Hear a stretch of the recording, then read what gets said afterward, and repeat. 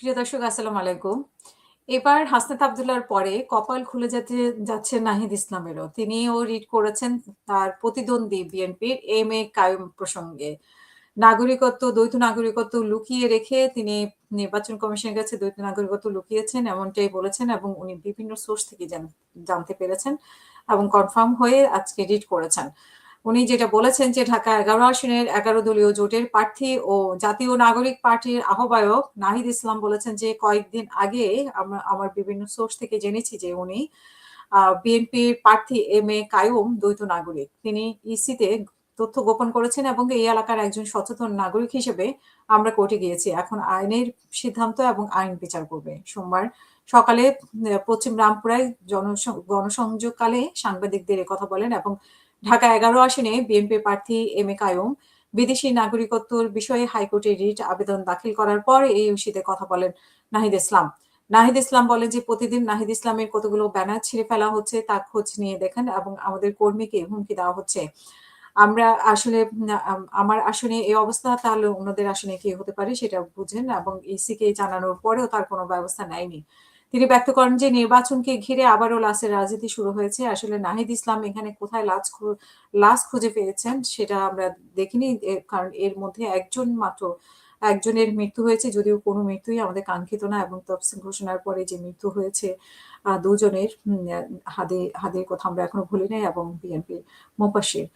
তো এখানে লাশের রাজনীতি আমরা আসলে সেভাবে দেখছি না। লাশের রাজনীতি হচ্ছে যে লাশের পর লাশ যদি পড়তে থাকে সেটা বিষয়। আর হচ্ছে যে উনি ব্যানার ছেঁড়ার কথা বলেছেন। এখন ব্যানার আসলে কে ছিঁড়ছে? আর নির্বাচন কমিশন উনি বলছেন যে নির্বাচন কমিশন এটা আমলে নিচ্ছে না। নির্বাচন কমিশন যখন দেখবেন যে তথ্য প্রমাণ যদি মিলে তাহলে তো আমলে নেবে।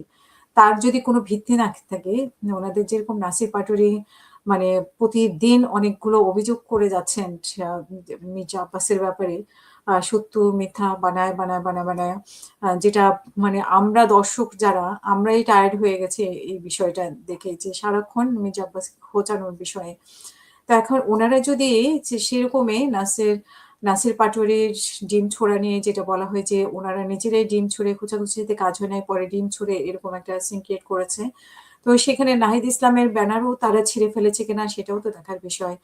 আর যেহেতু ডক্টর ইউনুস বলেছেই যে উনারা হচ্ছে তাদের নিয়োগকর্তা, মানে এই ছাত্ররাই হচ্ছে নিয়োগকর্তা। এই ছাত্রদের নিয়ে উনি আশাবাদী। এই ছাত্রদের দল হয়েছে, কয়েকজন নির্বাচনে জয়ী আসবে। এখন প্রতিদ্বন্দ্বিতা করার যদি শক্তি না থাকে তাহলে বিনা প্রতিদ্বন্দ্বিতায় তাদেরকে কিভাবে মানে জয়ী করে আনা যায় সেই ব্যবস্থা একের পর এক করা হচ্ছে। হ্যাঁ, আপনারা হয়তো বলবেন আপনি ঋণ খেলাপিকে সাপোর্ট করেন কিনা? অবশ্যই সাপোর্ট করি না। কিন্তু প্রতিদ্বন্দ্বিতা থাকতে হবে। প্রতিদ্বন্দ্বিতা করার মতো সুযোগ মানে থাকা উচিত। সো সেই স্কোপটা রেখে উনারা আসলে বিনা প্রতিদ্বন্দ্বিতায় নির্বাচিত হয়ে আসার কোনো ক্রেডিট নেই। এই সুযোগটা নিতে চাচ্ছেন এবং ডক্টর ইউনূস হয়তো এই সুযোগটা করে দিচ্ছেন মানে একেকজন করে।